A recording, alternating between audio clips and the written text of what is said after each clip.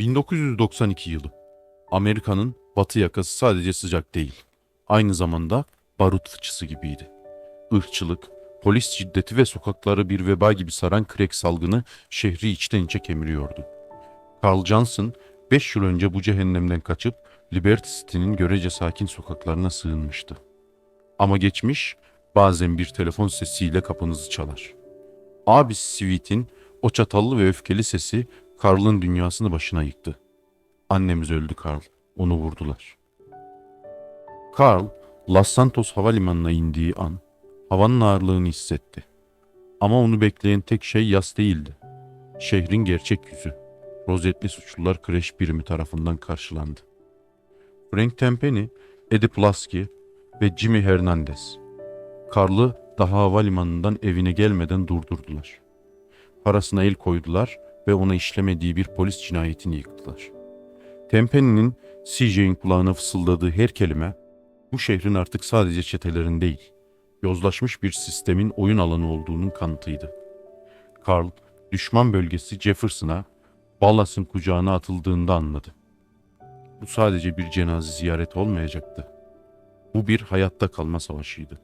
CJ, çocukluğunun geçtiği o çıkmaz sokağa, Genton'a ulaştığında gördüğü manzara annesinin kaybından daha acıydı.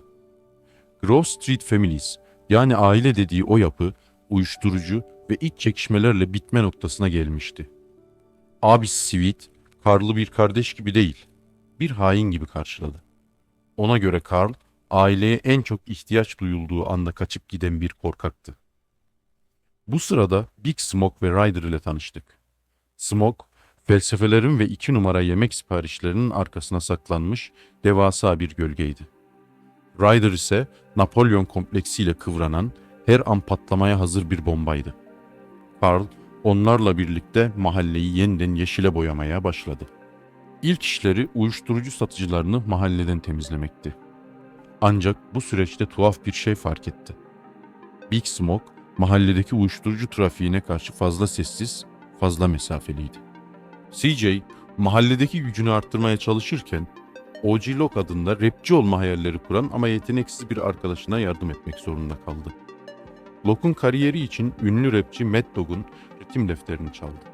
Menajerini öldürdü.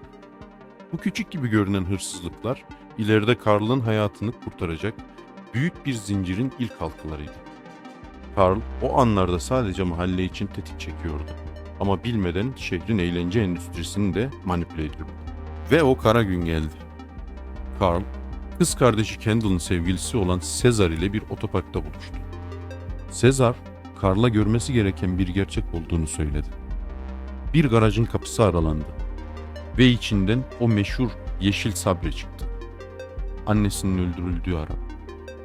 Arabanın yanındaki gölgeler netleştiğinde Carl'ın dünyası başına yıkıldı. Big Smoke ve Ryder, Tempeni ile aynı masadaydı. Kardeş dedikleri adamlar, annesinin kanı üzerinden Ballas ile pazarlık yapıyordu. Aynı anda abisi Sweet, Mulholland kavşağında büyük bir pusuya düşürülmüştü. Carl oraya yetiştiğinde mermiler havada uçuşuyordu. Sweet ağır yaralıydı, polis baskın yapmıştı. Smoke ve Ryder çoktan kaçmıştı. Tempeni, Carl'ı paketleyip şehrin kilometrelerce uzağına, Angel Pine'ın ıssız dağlarına attı. Grove Street o gün düştü.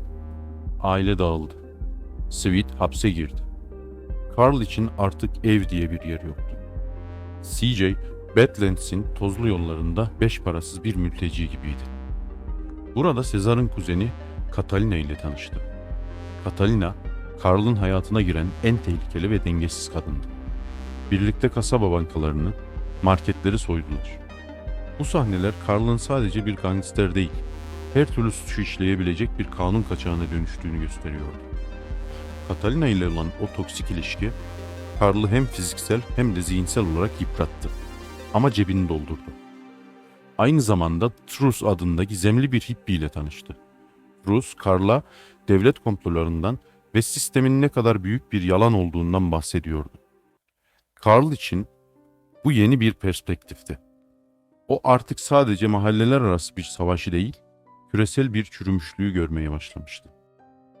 Carl, Catalina'dan kurtulup San Fierro'ya geçtiğinde elinde sadece bir tapu vardı. Burada bir garaj.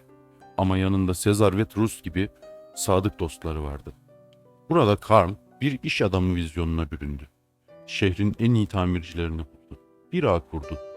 Ancak San Fierro'da bir de Loco Syndicate adında bir yapı vardı. Jizzy Biel, T-Bone Mendes ve gizemli bir adam, Mike Toreno. Karl bu yapıya sızdı. Onların uyuşturucu ticaretini içeriden çökertti. Jizzy'yi öldürdü. T-Bone'u köprüde infaz etti.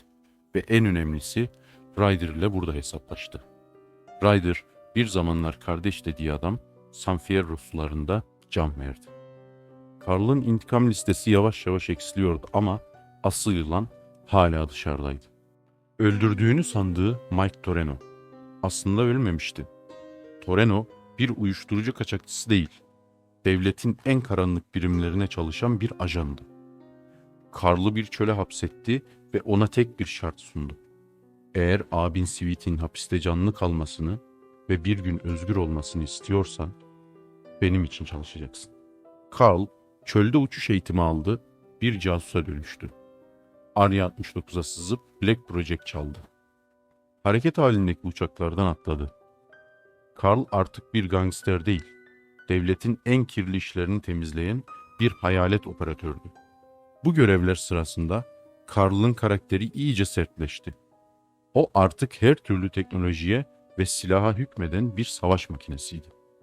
Toreno'nun işleri bittiğinde Karl, Las Venturas'ın ışıklı dünyasına geçti. Burada Wuzimu ile bir kumarhane ortaklığı kurdu. Caligulas Kazino'yu soymak için İtalyan mafyasıyla kedi fare oyunu oynadı. Vice City'den tanıdığımız Ken Rosenberg burada Karl'ın yardımına muhtaç bir avukat olarak karşımıza çıktı. Karl, mafyayı birbirine kırdı. Büyük soygunu gerçekleştirdi ve Las Venturas'ın en güçlü figürlerinden biri oldu. Ama tüm o milyon dolarların içinde aklı hala Los Santos'ta, o tozlu mahallede kalmıştı. CJ, çölün ortasında Tempeni ve Pulaski ile son bir kez karşı karşıya geldi. Tempeni kaçmayı başarsa da Eddie Pulaski için yolun sonu gelmişti. Karl, Pulaski'yi kovalayıp köşeye sıkıştırdığında Pulaski hala Karl'ın ailesine hakaret ediyordu. Karl'ın son darbesi sadece Pulaski'yi değil, geçmişin tüm aşağılamalarını da yere serdi. Artık sırada sadece iki isim kalmıştı. Big Smoke ve Frank Tempeni. Toreno sözünü tuttu ve Sweet serbest kaldı. Karl, abisini lüks içinde karşıladı ama Sweet'in tek bir derdi vardı. Grove Street'e geri dönmek. Şehre döndüklerinde Los Santos bir savaş alanı. Tempeni'nin mahkemede beraat etmesi halkı sokağa dökmüştü. Karl ve Sweet mahalle mahalle, blok blok savaşıp Grove Street'i geri aldılar. Artık sıra finaldeydi. Big Smoke'un uyuşturucu kalesi. Karl, o kalenin en üst katına çıktığında karşısında sadece bir hain değil, kendi hırslarının kurbanı olmuş bir enkaz gördü. Smoke öldüğünde Karl'ın gözlerinde zafer değil, hüzün vardı. Ama asıl canavar dışarıdaydı. Tempeni ile yapılan o destansı itfaiye aracı kovalamacası. Grove Street'in tam ortasında son buldu. Tempeni'nin aracı köprüden uçtuğunda Karl başucunda dikildi. Canavar kendi yarattığı kaosun içinde can verdi. Toz duman dağıldığında Carl Johnson başladığı yerdeki o çıkmaz sokakta duruyordu. Ailesi yanındaydı. Abisi özgürdü. İhanet temizlenmişti. Ama bu yolculuk Carl'dan çok şey götürmüştü. Bir imparatorluk kurmuştu ama mahallenin o saf günlerini asla geri getiremeyeceğini biliyordu. Carl arkasını dönüp yürüdü. Güneş Los Santos'un üzerinde batarken tarih bir adamın yıkılışını ve küllerinden doğuşunu yazmıştı. Sokaklar asıl hikayeyi her zaman saklar ve o hikaye son mermiyi sıkan tarafından anlatılır.